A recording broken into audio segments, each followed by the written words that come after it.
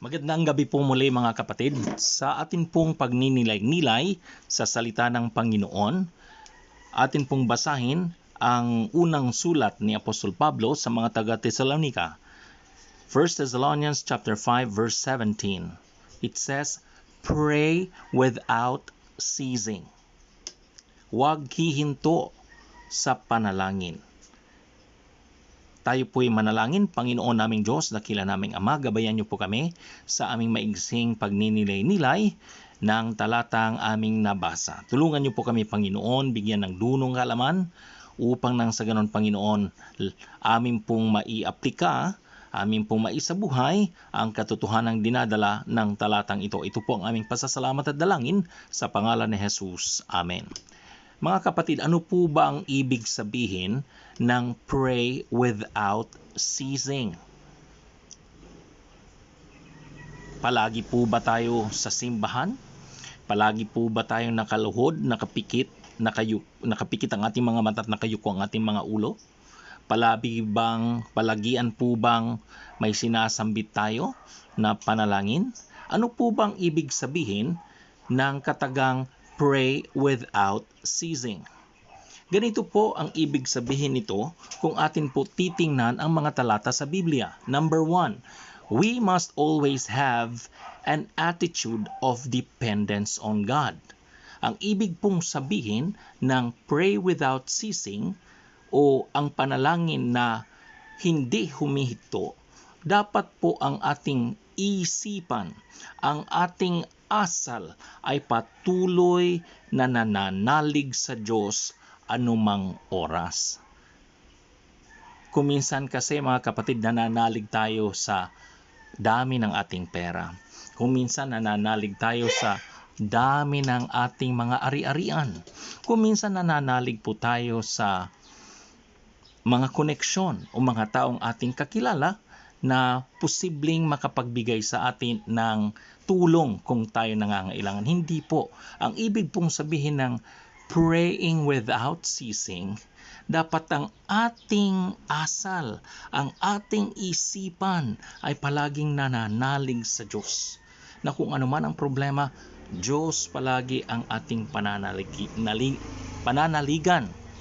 Ayon sa Living Bible, 1 Thessalonians 5:17, always keep on praying. Ang ibig sabihin nito mga kapatid na kung anuman ang problema, anumang suliranin, anumang sitwasyon mapuntahan natin o di kaya ating makaharap, dapat ang ating asal, ang ating isipan, ang biglaan nating gagawin ay ang pananalangin. Sa NIV naman, 1 Thessalonians 5:17 nagsasabi, pray continually. Na walang patid ang ating prayer mga kapatid. Para baga itong paghinga. Hindi po tayo humihinto sa paghinga mula nang bigyan tayo ng buhay ng Panginoon. Kumakain man tayo, naliligo man tayo, natutulog man tayo, kung ano man ang ating ginagawa, hindi na tayo kailangan pang sabihin sa ating mga sarili o hindi na natin dapat sabihin sa ating mga sarili, o huminga ka dyan. Hindi, automatic na yan. Kasi ang panalangin ay parang paghinga na hindi ito humihinto. Pray continually. Alam po ninyo ang ibig sabihin mga kapatid ng without ceasing sa Biblia. Ito po ay nanggaling sa Greek word na adialeptos. Adialeptos. Ang ibig sabihin, hindi non-stop but constantly recurring. Ibig sabihin na kung may pangangailangan ng panalangin, meron kang nakitang na disgrasya, meron kang naisip na pangangailangan siguro ng inyong kapatid o isang misyonaryo o isang kaklase mo, inyo kaagad sinasabi sa Panginoon sa pamamagitan ng panalangin na tulungan ang mga nangangailangan. Ang ibig sabihin mga kapatid ng without ceasing is recurring prayer. Hindi man palagi natin may sinasambit na prayer, pero pag merong pangangailangan, atin kaagad ipinapanalangin. Kahit ang ating secret wish is a prayer. Pangalawa, ang ibig sabihin ng praying without ceasing is our automatic response to any situation is to pray. Sa computer or sa mga programming, ang tawag nito ay default. Kung walang ibang ginagawa, ito kaagad ang gagawin. This is our automatic response to any situation. It is praying. Ibig sabihin mga kapatid na kung anuman ang nangyayari sa paligid, anuman ang pangangailangan na meron, imbis na maunahin natin ang pagplaplano, paano kaya natin susolusyonan ang problemang ito? Saan tayo kukuha ng pera? Bago tayo umiyak, mag-alsa boses, ang sabi ng Biblia, pray in the Spirit at all times and on every occasion. Stay alert and be persistent in your prayers for all believers everywhere. Na sa lahat ng pagkakataon, madali man tingnan ang problema, mahirap man na problema, magaan man ito, mabigat man ito, automatic mga kapatid, tayo'y mananalangin. Yan ang ibig sabihin ng pray without ceasing. Kung minsan kasi mga kapatid, ayon sa Romans chapter 8:26, may mga bagay na hindi natin maisambit sa pamamagitan ng panalangin. Hindi natin alam kung anong ating gagawin.